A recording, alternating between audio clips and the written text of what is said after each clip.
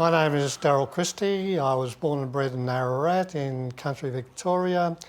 I got called up for national service in September 1966, joined recruit training around about the 28th of September. From there I went to infantry training at Singleton in New South Wales. Following infantry training I was posted to the 1st Battalion Royal Australian Regiment. And then in early 1977, the battalion deployed to Vietnam. I went over on the advance party, so flew over when the rest of the battalion came over on the Sydney, which was the Vung Tau Ferry at the time, they used to be nicknamed. Yeah, and then spent just on 6 months in Vietnam, saw a lot of action there. Came back to Australia and then discharged from the Army in September 1968. Well, I feel very honoured actually to be called a veteran, and especially being a national serviceman. In hindsight, I would have hated to do 2 years in the Army and not to have gone to Vietnam. You know, at the time it was a lot of publicity about Vietnam, and to come back and then the people you're over there with, all veterans, and it's just great. We have a reunion every year for Coral and Bell Lodge Coral, Fire Sport based Coral, and it's just like stepping back into time. You're back in 1968 basically, and people talk about things that you haven't thought about for 50 years. So it's an honour, and yeah, I feel very proud to be a veteran. Well, undoubtedly the biggest battle that we were involved in was the biggest battle that the Australian troops fought in Vietnam, and it was the Battle of Fire Support and Patrol Base Coral. We were sent to an area north of Saigon, and it was towards the end of the Tet Offensive in 1968, and we were sent there as a blocking force to blocked the North Vietnamese going into and then coming out of Saigon. And we relieved an American group there, and they told us, you needn't worry about going looking for Charlie, he'll come to you, which they did on the very first night. We flew into Coral. We were delayed in getting in there because the American helicopters that were going to take us in were involved in supporting the Americans who were in a big firefight not too far away from Coral in the immediate area. So we were very late getting in, and when we did get in, it was a bit of a stuff up, for want of a better word, because we came in dribs and drabs, and the rifle companies who were supposed to protect the artillery in a fire support base, we were sent in different directions into ambush positions. The artillery came in by the big Chinook helicopters, and they didn't have time to get set up in any shape or form really. And then about 2 o'clock the next morning, they were attacked and overrun, the guns and our mortar platoon, the 1 RAR mortar platoon. Unbeknown to us at the time, there were apparently 2 or 3 North Vietnamese divisions in the area. Now, a division is 3 battalions. So it was a lot of personnel, and they just watched us come in, all haphazardly and one thing and another, and they just took advantage of that. And they, as I said, they overrun. We had about 6 of our mortar platoon killed on that first night. The artillery people, 102 Field Battery, they had a couple killed. The number 6 gun was overrun and fell into the enemy's hand. Thankfully, they took the firing pin out of it, so they couldn't use it. The mortar platoon, they were in big trouble, and when the artillery people won back their guns and one thing and another, the platoon commander of the mortar platoon, Tony Jensen his name was, he ordered the artillery to fire Splint-X rounds across the top of their position. So he just got his men to go to ground. They fired these Splint-X rounds, which are like a big shotgun cartridge, basically. And that's what saved the rest of the mortar platoon, basically. As daylight hit, the North Vietnamese withdrew. They had a lot killed as well. And then the rifle companies, we all come back in on that night, on that day, which was the 13th of May. And we set up a true fire support base. We surrounded the guns and the mortars and one thing and another. Then 3 days later, on the early hours of the 16th of May, we got attacked again, overrun again. But we were a lot better prepared that particular night, and but we still had another couple killed. We had a lot of North Vietnamese and Viet Cong killed out in front of us, and once again they withdrew as daylight came. And body counts, they lost something like 360 killed in action. And interestingly, that morning we had to load the dead North Vietnamese onto the APC carriers to take them away to be buried. And this is a bit of a personal story. I got this smell of death on my hands, which I couldn't get rid of. Wash my hands, one thing and another, it just stayed there. Obviously it wasn't on my hands, it was in my brain. And after about a week, my brain just turned off my sense of smell, and I haven't been able to smell since. So, yeah, so it was interesting. But then, you know, every day we went out, or every second day probably, we went out on patrols out of the wire area, and you could bet your life pretty much every day we had a firefight. It was quite horrific. Then on the 30th of May, I remember quite clearly, we were told at a briefing on the night before we were going out as a company, Charlie Company, and we'd be going out in the armoured personnel carriers, we call them APCs, and the Centurion tanks. We had tanks at Coral as well. They were going to come with us. We were going out at 8 o'clock in the morning, we all line up, ready to go. The tank's not coming, they're being serviced. So, okay, so we'll just go on the APCs. They took us so far out, I don't know, 10, 15 minutes to get where we were going. We got out of the tanks and then they went back to Coral. We walked in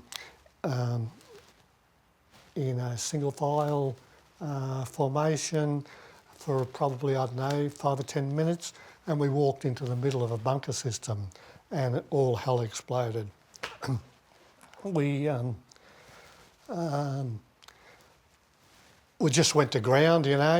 You know what to do when it happens. So we just did these things automatically. But we were pinned in there for, it felt like hours. It was probably a couple of hours, something like that. The machine gunner, he was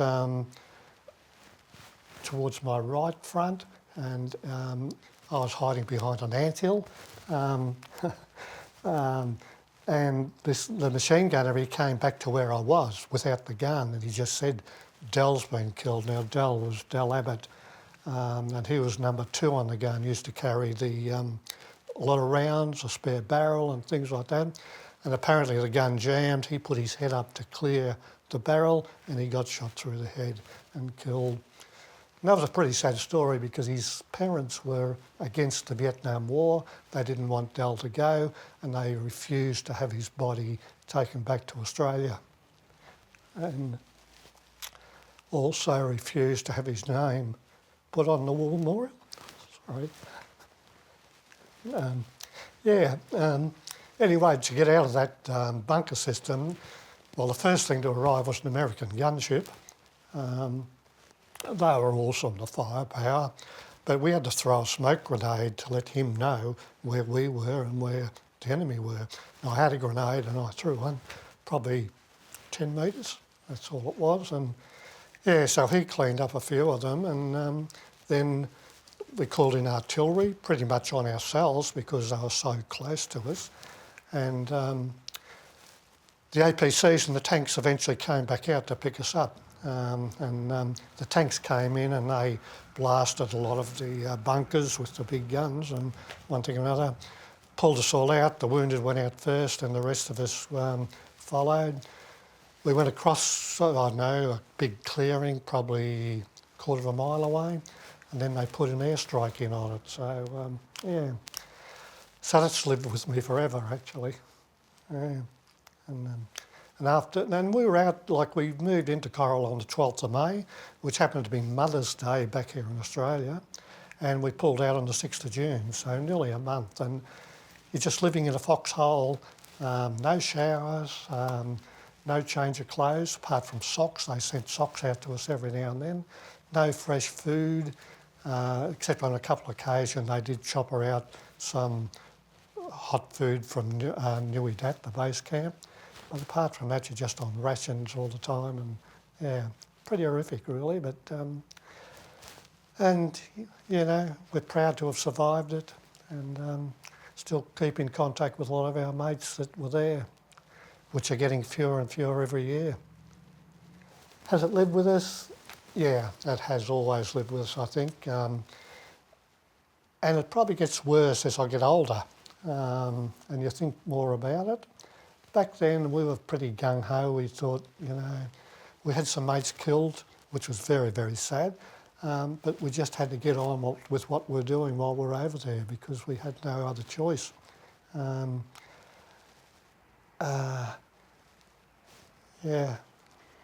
When you lose a mate, how does that affect you?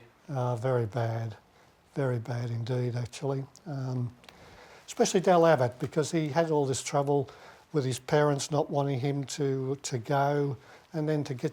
And he told a couple of my other mates, I'm going over. Well, two of them actually.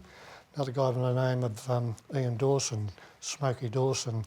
They were talking to another mate of mine on the ship going over. They come over on to Sydney, and they said, we're not going to come back. We're going to be killed. And they both were. Which was, it's very hard, you know, but you can't dwell on it too long because you're out in the scrub again. And in fact, we were out in the scrub before we went to Coral. We'd been out for about 10 days, so it was Coral about 26 days, so it was probably 36 days that we were out, out of Nui Dat. It makes you think, basically, like when we were over there in Vietnam going out on patrol, you're going and that was it. But when you think about it now, you know, 55 years later, the camaraderie we had, like you relied on everybody in the section, in the platoon, in the company, depending on what sort of a patrol you're out on, to do the right thing. I remember a good mate of mine, one of the early patrols we went out on when we were in Vietnam, he was a forward scout. Well, our forward scout got shot. He survived, shot through the arm and the leg. And another mate of mine, he became the forward scout and he got caught behind a little tree and the people firing at him. He couldn't move and stupidly or correctly, I grabbed the gun group and ran around to outflank them and probably saved his life. But you didn't think about that then. But his wife thanks me every day, you know. And yeah, so you do think about it a lot more now as being a dangerous situation, lucky to survive, but probably didn't think about it over there. And I had a bit of a breakdown there back in the 90s, and you know, without the support of Robin and the kids, who knows where I'd be now, you know. And we started going to these reunions after the breakdown, so it all worked in pretty well together to be able to, you know, come out on top the other side. Well, I didn't know Robin when we were over there. I met her when we came back, so...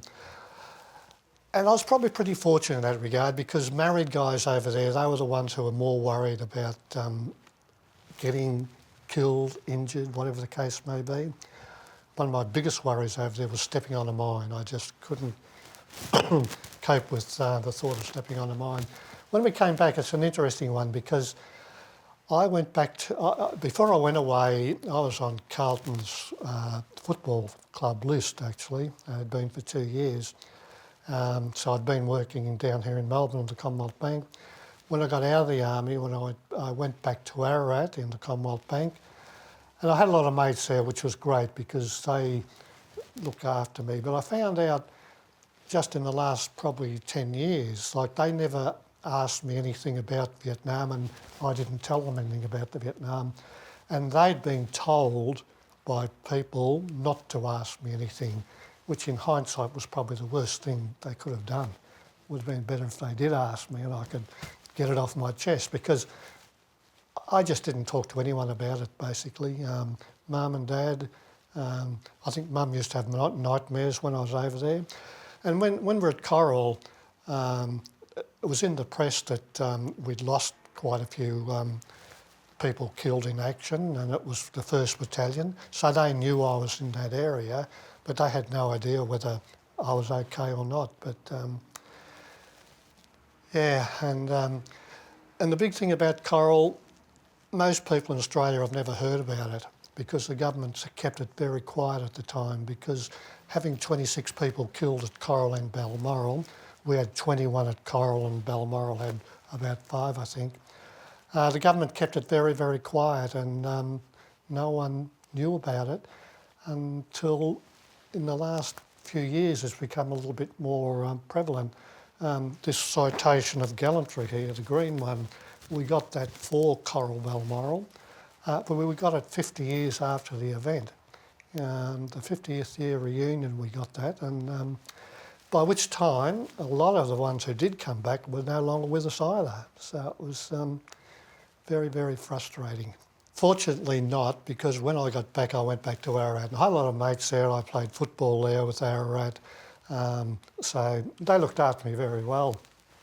But after saying that, my mates back here in Melbourne, they did have a lot of trouble, people spitting on them, and yeah, a good mate of mine, he got spat on and he knocked the guy out, but, which was probably worthwhile.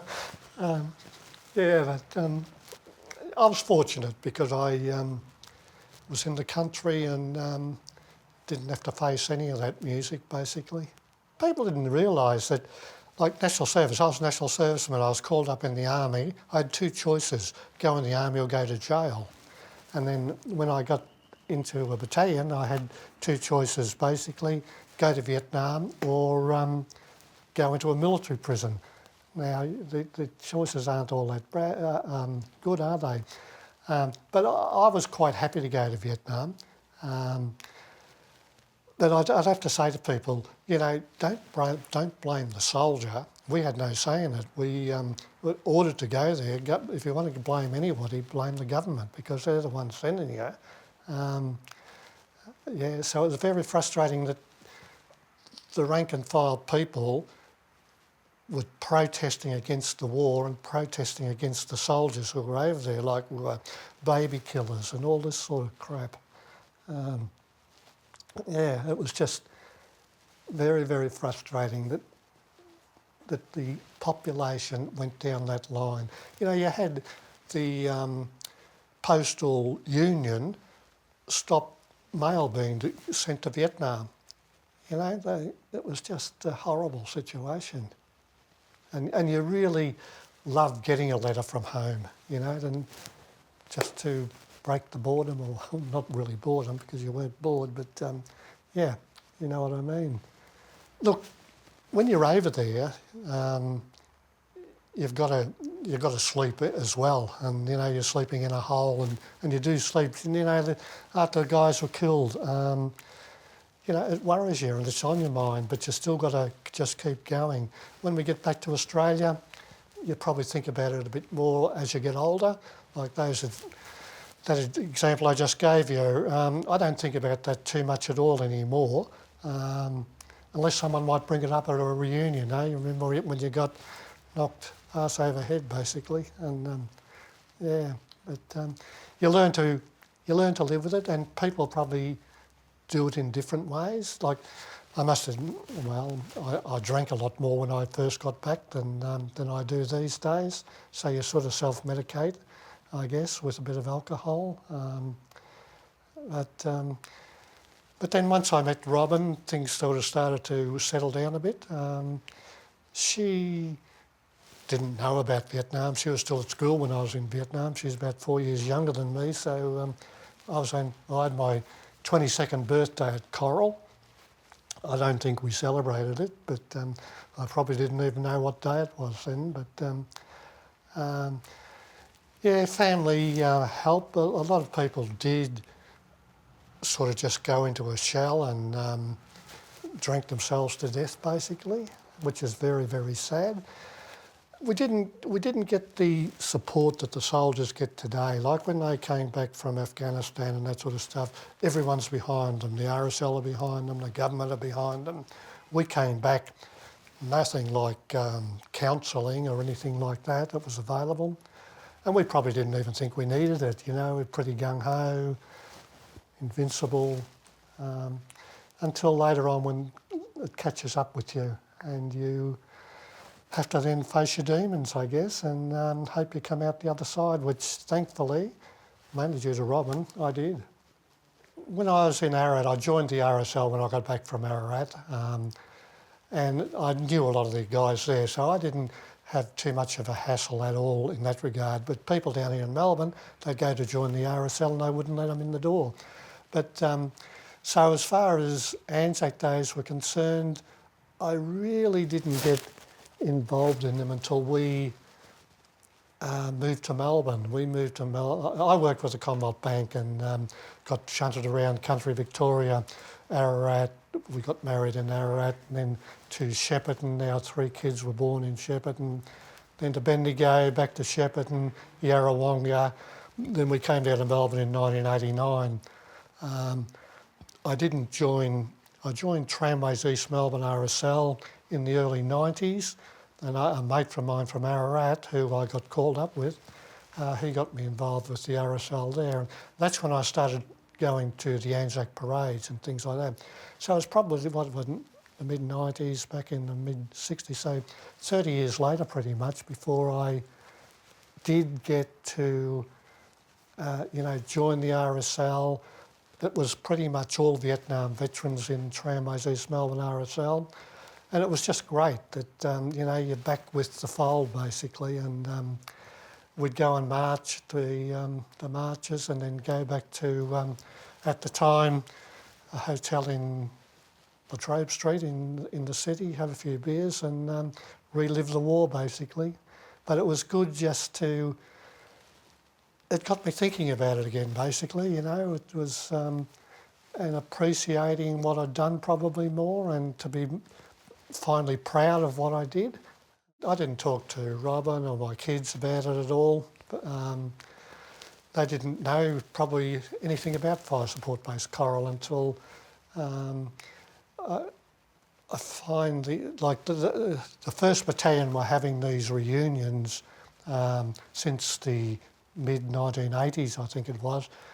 I didn't find out about them until the 90s. The first one I went to was down in Mornington, and there's the whole battalion down there, or the whole of our platoon down there, or 90% of the platoon down there, and it was, we lived the war all over again, and from then I've been going to these reunions every year. They're in a different state every year.